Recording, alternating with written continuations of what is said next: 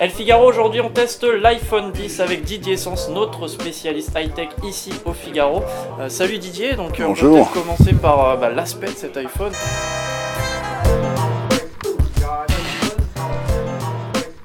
Il tranche avec les anciens modèles. On sait que depuis le 6 et le 6 Plus, donc le 7 et le 8 ont le même format. Alors voici l'iPhone 10. Et l'iPhone 10, il est un peu plus allongé. Et quand on le compare aux autres, on s'aperçoit qu'il est à peine plus grand que l'iPhone 8. Et surtout, il est bien plus petit que le 8 Plus. Mais quand on l'allume, on remarque que l'écran, il fait taille plus grande que celui du 8 Plus. Alors ce qui est remarquable dans l'aspect de ce nouveau modèle, c'est qu'on voit aussi que les contours sont un peu plus arrondis. Et ça, je pense que comme c'est l'iPhone des 10 ans, c'est peut-être un hommage au design original de l'iPhone, qui nous avait tous étonnés quand il est sorti donc il y a 10 ans, avec ses bords arrondis. Alors on voit aussi au niveau design que, contrairement aux autres, il n'a plus le bouton Home sur la face avant. Alors on peut peut-être parler de l'écran, justement, cet écran qui n'a pas la même technologie que ses prédécesseurs. Oui, alors c'est la première fois que Apple utilise de l'OLED. L'OLED, c'est une technologie qui est utilisée sur les téléviseurs, mais aussi sur les smartphones comme ceux de Samsung par exemple. Mais alors ça n'a rien à voir avec ce qu'on a sur les smartphones de Samsung. Alors d'abord parce que les couleurs là, elles sont vraiment maîtrisées, c'est un vrai plaisir. On a un équilibre très naturel des couleurs qui ne sont pas saturées comme ce qu'on a parfois sur les smartphones coréens. Et puis cet écran, l'OLED, ça permet quoi ? Il n'est pas non plus incurvé sur les côtés comme les Samsung, il est légèrement un peu courbé, comme ça, légèrement biseauté. Mais surtout, il couvre toute la surface et c'est assez impressionnant. Parce que quand on regarde par exemple une vidéo en plein écran, je vais mettre ce... Voilà, et on voit que l'image, elle est carrément sur les bords arrondis. Et du coup, on est complètement immergé dans le film et on oublie complètement qu'il y a l'écran derrière. Donc c'est vraiment superbe. L'écran est vraiment magnifique, 5 pouces 8. Et puis surtout, il a le seul problème que je lui reproche à cet écran, ce qui aurait été nickel si on avait vraiment une surface pleine, ça aurait été d'avoir vraiment la surface pleine. Et là, on s'aperçoit que malheureusement, il y a cette petite encoche là en haut qui cache la caméra, le capteur, l'écouteur, le petit flash, etc. Et puis surtout le capteur donc Face ID qui sert à la reconnaissance faciale. Bon Didier, donc un super écran, on l'a vu. En tout cas, il n'y a plus de bouton d'accueil sur celui-là, contrairement aux autres. Comment est-ce qu'on dirige l'interface alors ? En fait, c'est des nouveaux gestes, mais qui sont hyper simples, très intuitifs. Par exemple, quand j'ouvre une page web, que je veux quitter maintenant cette page, hop, je remonte comme ça. Je veux afficher les options multitâches, la même chose. Je remonte, mais là, je reste appuyé et je m'aperçois que j'ai tous mes écrans qui s'affichent là. Et donc, je peux, hop, comme toujours, les quitter, etc., etc. On peut même naviguer d'une application à l'autre, parce qu'en bas, il y a une petite marque là. Et hop, voilà, je passe d'une appli à l'autre, comme avant, je le faisais naturellement. Donc c'est vraiment très simple. Donc un téléphone assez ergonomique. Est-ce qu'on a toujours Siri ? Ça fonctionne ? Oui. Alors du coup on peut plus appuyer sur le bouton d'accueil pour Siri, donc c'est tout simple. Il suffit de rester appuyé sur le bouton du côté et voilà Siri qui arrive. Bonjour Siri. Plus de bouton d'accueil, on perd du coup ça veut dire également le détecteur d'empreinte digitale. Comment ça se passe alors pour la reconnaissance du possesseur du téléphone ? Alors on a toujours la possibilité de rentrer un code, mais ce qui est marrant c'est que, et c'est la grande nouveauté de ce téléphone, c'est qu'ils ont implanté un système de reconnaissance faciale qui s'appelle Face ID. Et en fait juste le fait de regarder l'écran, bling, l'appareil est automatiquement déverrouillé. Alors je vais vous montrer comment ça se configure, c'est vraiment d'une simplicité enfantine. Donc je fais configurer Face ID, voilà. Je vais me mettre en face et là, il va me demander de bouger la tête comme ça, de manière à avoir, voilà. Donc ça, c'est la première empreinte. On recommence et il fait des mesures de profondeur, voilà, c'est fini. Des mesures de profondeur du visage, il y a des centaines de milliers de mesures. Et alors là, par exemple, donc je vais quitter cette application, j'arrête, je prends mon téléphone, je le regarde, et là, hop, il est déverrouillé, ce qui se voit avec le petit truc là. Et voilà. Alors, ça marche super bien. On ne peut pas le tromper apparemment avec des masques. Les gens d'Apple ont essayé avec des masques en latex, ils nous ont dit non, ça ne marche pas. En revanche, si vous avez quelqu'un qui a le même visage que vous, typiquement les jumeaux par exemple, là, il peut y avoir confusion. Il faut avoir confiance en sa famille. Ouais, c'est ça. Il ne faut pas que le frère pique le téléphone pour aller regarder les textos. Mais en revanche, là où c'est malin, c'est que ça marche même si on a changé certains effets physiques. Si je me laisse pousser la barbe, si je mets des lunettes ou une casquette, ça marchera toujours. Alors, on va peut-être faire le test. On va peut-être faire un test, je te propose de devenir incognito. Voilà, donc je mets mes lunettes. Alors, on va déjà faire le test rien qu'avec les lunettes. Donc, je prends mon téléphone, je le regarde, et bing, il est déverrouillé. Incroyable. Donc, je remets maintenant ma casquette, mon téléphone, et bing, il est déverrouillé. Voilà. On peut être bling bling et avoir un iPhone X. Absolument, ça marche. Voilà. Alors un petit détail assez rigolo Didier, c'est que là sur la vidéo qu'on est en train de filmer avec notre téléphone à nous, on peut voir une petite lumière rose au sommet de l'écran. Tu peux peut-être expliquer ce que c'est justement? Oui. C'est lié à ce système. C'est tout simplement un petit signal infrarouge qui permet au capteur de détecter la profondeur du visage, donc d'avoir une empreinte 3D du visage de manière à être sûr de capter le visage du propriétaire du téléphone. Voilà. Du coup, c'est lié à la caméra, à notre caméra à nous, mais ça ne se voit pas à l'œil nu. Non, on ne le voit pas à l'œil nu. Alors, ce qui est intéressant, c'est que du fait que ce soit d'infrarouge, ça marche aussi dans la pénombre, même presque dans le noir complet. Ah oui, moi, je l'ai fait une fois en sortant de chez moi, hop, comme ça, et lui, il m'a reconnu instantanément alors qu'il n'y avait pas de lumière autour. Ce capteur de reconnaissance faciale, est-ce que c'est le même qui est utilisé pour animer notamment ces images qui se fixent sur ton visage qu'on peut voir souvent dans les différentes applications ou dans les vidéos, qui peuvent reproduire un masque, que ce soit d'animal ou etc. Oui, absolument. Alors il y a plein d'effets spéciaux qui sont possibles puisque, encore une fois, le capteur marche en 3D, donc dans Snapchat ou dans Clips, on peut effectivement faire des masques. Et puis ce qu'il y a de rigolo, c'est la petite fonction des animojis qu'ils ont créé dans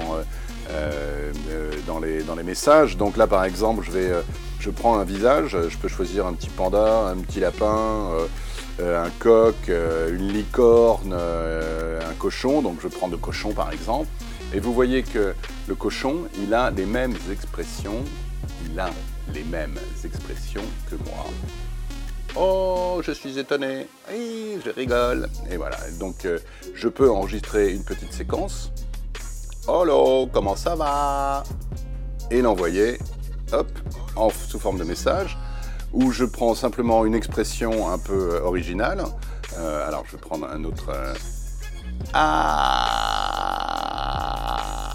et là, je vais l'envoyer sous forme d'image fixe. Voilà, donc c'est très rigolo, plutôt pour les jeunes qui aiment bien communiquer avec des petits gadgets comme ça. Ça c'est au sein de la messagerie du téléphone. Est-ce que ça fonctionne aussi du coup avec les autres applications, j'imagine, genre par exemple Snapchat qui l'utilise? Alors non, il faut que Snapchat a ses propres extensions qui ne sont pas les mêmes forcément. Mais en revanche, ce type de petites animations, là, les animojis, si je les envoie à quelqu'un qui a un autre iPhone qui n'est pas l'iPhone 10, il verra quand même l'animation. Est-ce qu'il y a des choses supplémentaires? Alors oui, il y en a beaucoup, mais surtout l'essentiel des améliorations techniques, c'est des choses qu'on a déjà vues sur l'iPhone 8 et l'iPhone 8 Plus. On a le dos en verre qui permet d'utiliser la recharge sans fil. On a le double capteur. Alors vous remarquerez que le double capteur, il est vertical, alors que sur l'iPhone 8 Plus, il était horizontal. Ce double capteur, il a la même fonction, c'est-à-dire il a le mode portrait. Alors, on va peut-être essayer de montrer à quoi ça sert, c'est-à-dire c'est un moyen d'obtenir des photos avec un très beau flou en arrière-plan qui ressemble un peu à des photos de studio. Donc voilà, on a changé de position pour montrer un peu le mode portrait. On l'avait déjà vu sur l'iPhone 8 la dernière fois, mais là ce qui est intéressant, je rappelle le principe quand même. Parmi les différents types de photos qu'on peut prendre avec l'iPhone, vidéo, photo, ralenti, etc., il y a son fameux mode portrait.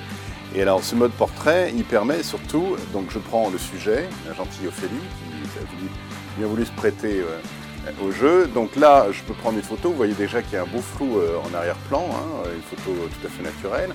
Je vais choisir éclairage de studio. Donc là, on intensifie un peu la lumière.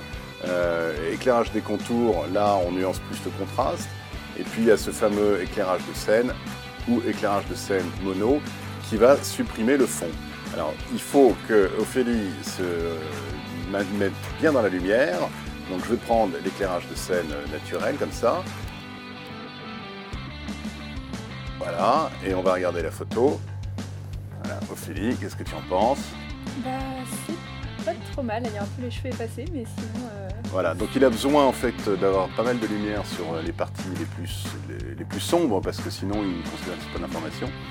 Mais on a des résultats qui sont quand même assez sympas. Et alors ce mode portrait, donc qui existait sur l'iPhone 8 Plus déjà, et bien maintenant on peut l'avoir aussi alors, en selfie, puisque on a le capteur, le fameux capteur Face ID.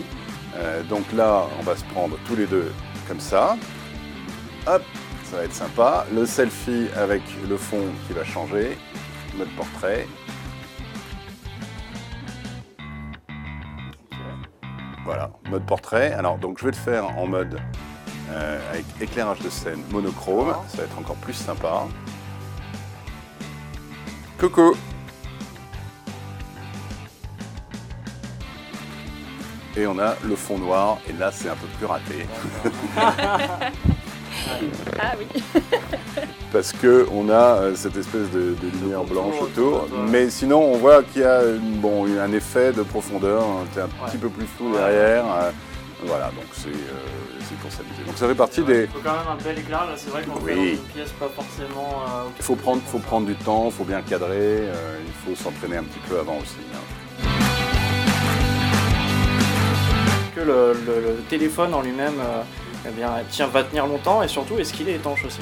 Alors il est étanche, oui, heureusement, parce qu'effectivement en changeant de format on aurait pu penser que Apple allait hésiter à continuer cette politique, mais en fait depuis l'iPhone 7 et avec l'iPhone 8 et toute la série des Plus, ils sont étanches, et donc celui-là aussi est étanche. Donc alors étanche, il faut se calmer, c'est-à-dire si on le fait tomber dans de l'eau et qu'on le récupère tout de suite, ça marche. Si on laisse 1 heure dans une soupière, ça ne marchera pas. Donc ça c'est bien. Et puis alors la batterie, oui, alors moi ce que j'ai pu constater, ça fait maintenant plus d'1 semaine que j'utilise, c'est qu'elle est super bonne la batterie. C'est-à-dire que c'est mon téléphone principal, elle dure largement plus d'une journée. C'est-à-dire que le soir, à la limite je pourrais ne pas le mettre à recharger et attendre le lendemain sans aucun problème. Il m'est arrivé un week-end de laisser et de l'avoir le lundi matin avec encore un peu de batterie, voilà, sans avoir regardé. Donc elle est apparemment beaucoup plus endurante que celle des précédents modèles. Pour une utilisation quotidienne et oui. En cas de, par exemple, de consommation de vidéos, etc., est-ce que ça va plus vite? Est-ce que ça tient? Oui, ça déchargera un peu plus forcément. Là on arrive à 8 heures, ce qui est quand même déjà pas mal. Si je fais un vol Paris-New York, ça va.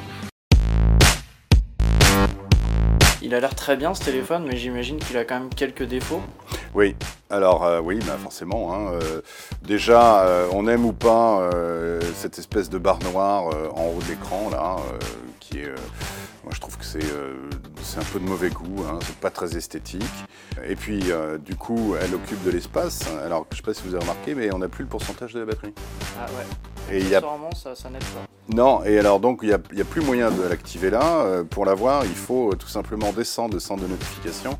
Et là, on sait qu'on est à 92%. Donc ça veut dire que je ne peux plus me permettre de savoir combien de temps il me reste. Rien qu'en regardant mon téléphone, il va falloir que je le déverrouille et que je descende le centre de batterie. C'est vrai que ça, en plus de l'absence de bouton d'accueil, finalement, juste de sortir son téléphone, ça permet d'avoir beaucoup moins d'infos qu'à l'époque. Il faut toujours voilà, il va falloir faire à chaque fois. une opération de plus.